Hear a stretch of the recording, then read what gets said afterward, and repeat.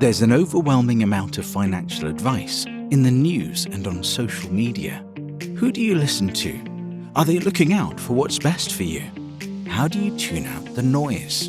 In this podcast, trusted advisors Emily Agosto, CPA, and Amanda Vaught, JD, bring their extensive education and experience to delve into all aspects of personal finance. Emily and Amanda make topics like investing, taxes, and financial planning interesting and accessible. And they provide a framework to help you think through the plethora of financial advice and news out there. Are you ready to start making the best personal financial decisions for you? Welcome to Connecting the Dollars with Propel Financial Advisors. Hello everyone, today we are talking New Year's resolutions. First, we're going to discuss the resolutions we made last year, what worked for us, what didn't, and then we're going to go into this year's resolutions for 2024 and talk about some things that should be on your radar financially. Yeah. Happy New Year, Emily. Happy 2024. Yes. I'm a little bit nervous about opening up about some of these things, but I'll suck it up and do it. Same.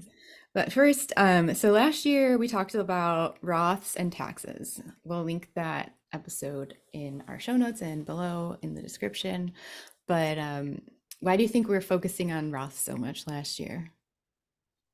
Well, I think Roths are always a great thing to focus on. It's like an evergreen topic, right? Mhm. But last year we had the recent passage of the Secure Act 2.0, which created a lot of changes to the retirement system. But leading up to it, there was a lot of talk that they were going to, the Congress was going to eliminate the Roth conversion as a way to contribute to Roths if you were over the income limit. So, it was good to get those Roth conversions in for some people if you're worried about losing the ability to use that. But yeah, it turns out it still hasn't passed, and they've actually expanded Roth contributions in 401ks and simple IRAs. So we'll talk about that in another episode. But yeah, the Roth information is still yes.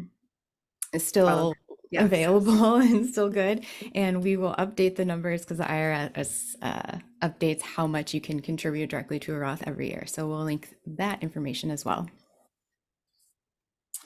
So for this year, we're going to focus a little bit more on budgeting and high yield savings accounts as things to consider for this year.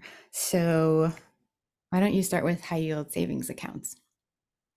High yield savings accounts are my favorite topic, Emily. So, I high yield savings accounts are great right now. It's a very, 2024 thing to be great, because last year they were not great, right? Because over the past year, the Fed has raised rates so significantly, the rates that you can get in a high yield savings account, or money market fund even, have changed drastically over the year. So, that's making cash very attractive to people, which makes sense. But we also want to keep in mind that the Fed is expected to cut rates in 2024. We don't know if they actually are going to or not. But at some point it's probably going to happen. And when the Fed does start to cut rates, that means the rates in your high yield savings and your money markets are going to get cut as well. So, where do you want that cash to be? Do you want it to be in a bond, in a stock, in other investment product that can typically make a better return than leaving your cash in a high yield savings account? So yeah, and Amanda recently wrote a blog about turning these percentages into numbers that it can describe things a little more clearly, or just, seeing dollars is always easier for most of us. So we'll link that as well. Yeah. And so that gets into, budgeting work, a little bit of financial planning, because how much cash do you really need to keep in your checking account, in your high yield savings account, and how much do you have that you can invest and potentially get different returns? Yeah.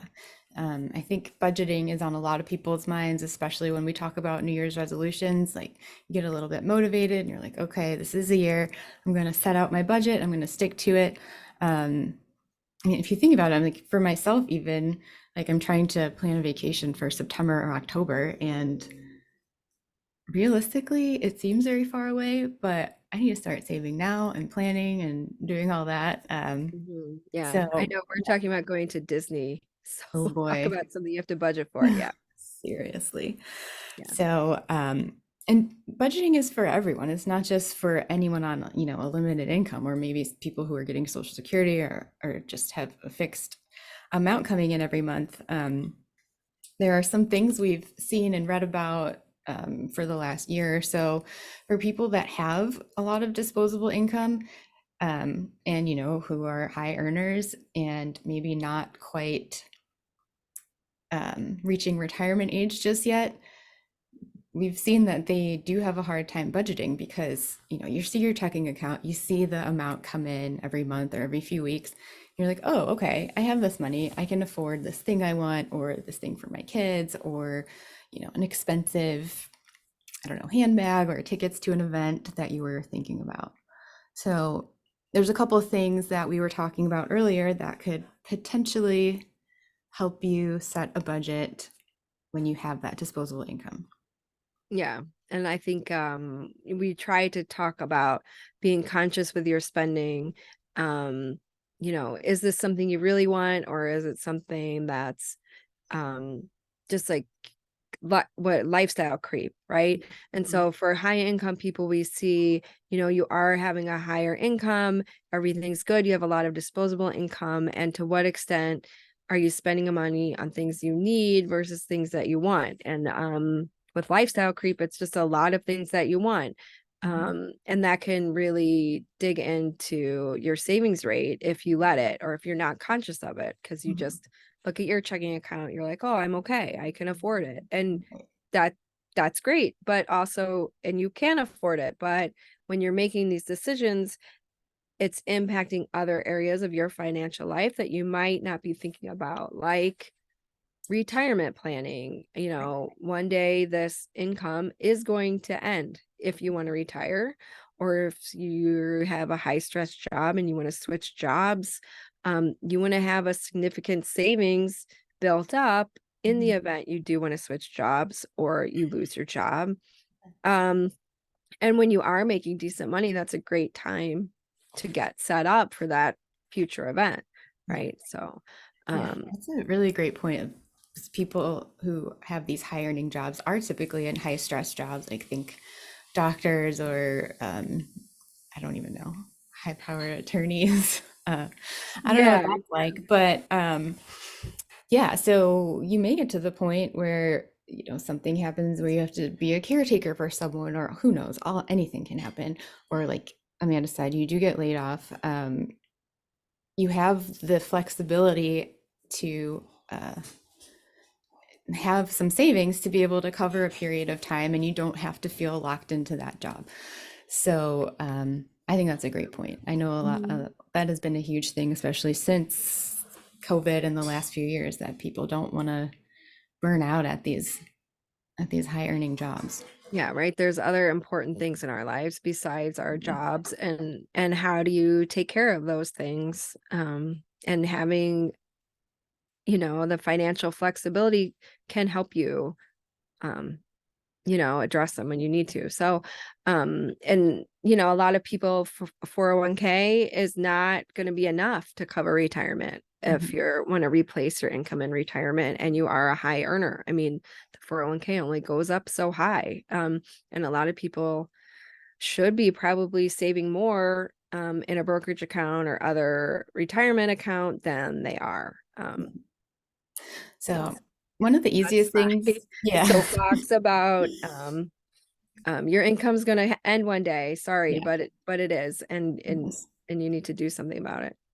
But yeah, one of the easiest things you can do if you're someone who, looks at your checking account and you're like, oh, I can afford this, um, is move that money to a supplemental savings account. Like usually you can just open them with your current bank.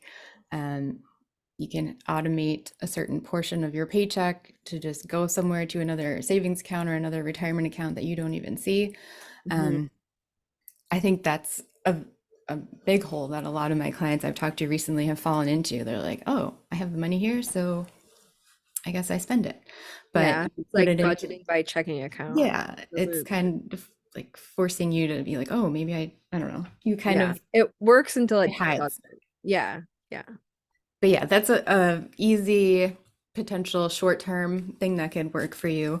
If you really just need to like, hey, I need to buckle down and like actually take a minute to do something that doesn't involve a full like financial plan. Um, Yeah, those are all such great points, Emily. yeah, what are some other, did we talk about any other easy options? Well, you were talking about like outsourcing or asking for help in general. Yeah, yeah. And I feel like I don't like talking about budgeting where you can sound like a scold. Right. You can really quickly go there. No. So um if it is something that's on your radar and you don't get to it, that's okay. But one thing you can do is, if it is something you want to work on, is not just say I want to work on a budget, but also come up with a plan, um or somebody who can help hold you accountable, or whatever it is. So I was just saying that last year one of my New Year's resolutions was to update my estate planning, and that's something that most people don't really want to deal with because it's boring. You don't want to think about it, you don't want to deal with it, and there's so many other things going on between your professional life, your children, your family, your friends, and that it just easily falls by the wayside. So this year my plan is to say I still need to do this, and now I need to ask for help getting it done, either through accountability or discussing it more with my husband. Both of those things are how I'm going to start this year, instead of just saying this needs to happen and then not having a plan for actually getting it done. Right. I think I had a similar resolution last year and it hasn't happened, but because my resolutions were too broad, it was kind of like save more and update my estate planning. Yeah. And we know that's not specific enough. So it's like, let's sit down and make the appointment with an attorney, or if you're, whoever you're going to work with, Mhm. that should be the goal Yeah. instead of just a more, general overview. Yeah. And I think too, when we look back at last year, so we could say what didn't work, but I think it's also important to take a minute and think about what did work, like I did pay my rent. I did pay my credit card bill. I did provide food for my children. I mean, those are all great things Yeah. that are easy to just overlook because you did do them. So I think, I didn't, like I said, I don't want to be like the scold, but, recognize you did a great job, I think, is Yeah. also important. Um, Yeah, my goal was to contribute more to a taxable account, and I didn't do it till May, but I did do it there eventually. you go. Yeah. Yeah, a Good little job, win. Emily. Yeah. Thank you. It's mostly because of you. Yeah. Yeah. See, because you asked for help and Accountable. you said, what do I do here? What's the best way to do it? And we talked about it and got it done. Now Right. it's going. Yeah. Yeah. Anything And else it fine? probably feels good. Sorry, but it probably feels good to see that account balance Yeah. growing, and right? Yeah. It's A like, little good bit. job. And I just have it set. It's like automatic, and I don't even think about it Yeah. anymore. The automatic thing helps people a lot, So right? much. Yes.